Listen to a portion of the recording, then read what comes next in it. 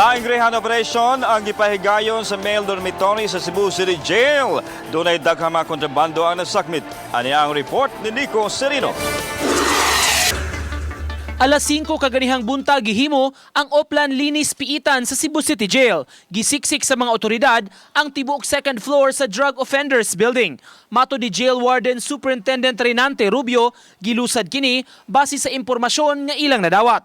Mao nga nakig-alayon siya sa kapulisan ug sa PIDEA aron kini matigayon.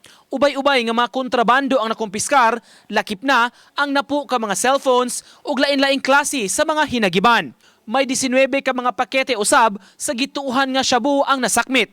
Paghulagway ni Rubio, maayo ang pagkatago sa drogas kay didto kini sa PVC pipe o tubo gikan sa inidoro sa ibabawng andana. Buslutan nilang gamay, ipapasok nila nga sa sulod, lala sila iikot, murag marker nila ba, nakitaan man sa atong BGMP personnel nga may buslot ang kuan, may buslot ang paduong sa ubos nga kuan ba, paduong sa ubos nga pipe kaning PVC, may gamay na buslot, yan nakitaan man yan ikot, yan libera.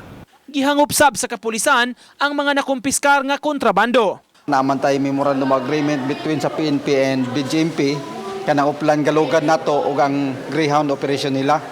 Oplan Linis Piitan mo na ilang programa pod. So partnership ang atong gihimo. Padayon pa ang investigasyon sa nakit-ang mga drogas sa pasilidad. Gipahamtangan og silot ang leader sa tulo ka mga selda nunot sa nahitabo ug gipabalhin sila sa isolation cell. Nico Sereno, Balitang Bisdak.